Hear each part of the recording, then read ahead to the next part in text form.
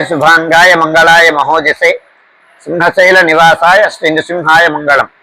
श्री श्री श्री वराहलक्ष्मी नृसिंह प्रभु सन्निधाనంలో श्री पराभवनाम संवत्सरम उत्तरायणम चैत्रमासम वसंत ऋतुవు चैत्रबहुళ అమావాస్య। ఈ అమావాస్య గంధం అమావాస్యగా ప్రఖ్యాతంగా ఉంది మనకి। అంటే స్వామివారి చందన ఉత్సవానికి ముందు వచ్చేటువంటి అమావాస్య కనుక దీనిని గంధం అమావాస్య అని వ్యవహారం।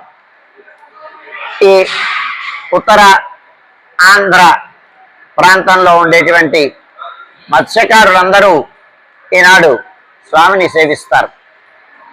గరిడీలతో స్వామివారిని సేవించుకొని తమ మొక్కులని తీర్చుకుంటారు। చాలా విశేషమైనటువంటి రోజు ఇవాళ।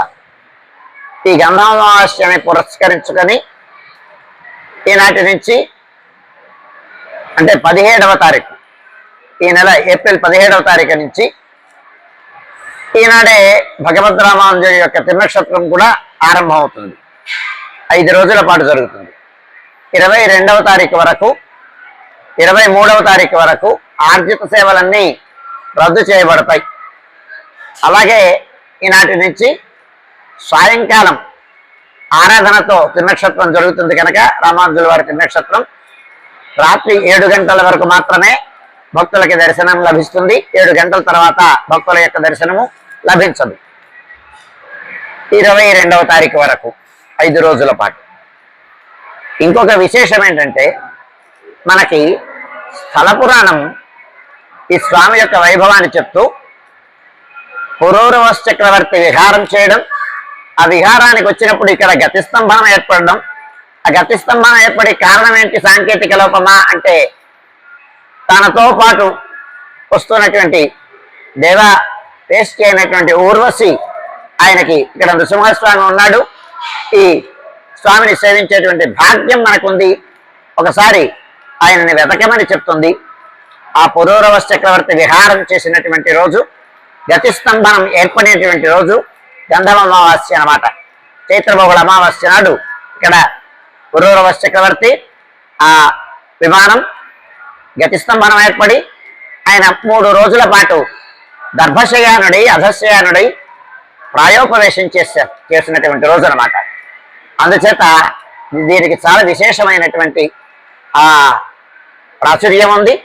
అందుచేత ఇవాటి నుంచి చందనోత్సవ సంరంభం ఆరంభమైనట్టు గంధం అమావాస్య 17వ తారీఖు। 18వ తారీఖు యథావిధిగా ఆరాధన జరుగుతుంది।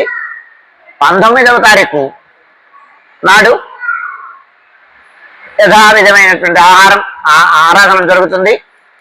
మధ్యాహ్న విరామం అయిన తర్వాత సాయంకాలం సమయంలో సుమారు 6 గంటల వరకు మాత్రమే భక్తులకు దర్శనాలు లభిస్తాయి। 6 గంటలకు దివిటీ సలాం, దీపారాధనం అయిన తర్వాత విశ్వక్సేనారాధనం, పుణ్యావచనం అయిన తర్వాత మూర్తికళ ఆవాహనం జరుగుతుంది।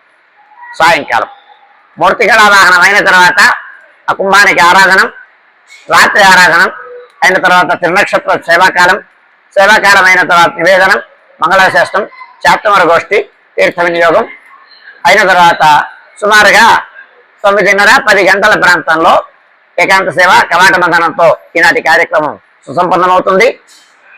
ఇది 17వ తారీఖు నుంచి 22వ తారీఖు వరకు రాత్రి ఆరాధనం సేవ టికెట్లు లభించవు, అలాగే రాత్రి 7 గంటల తర్వాత దర్శనములు లభించవు।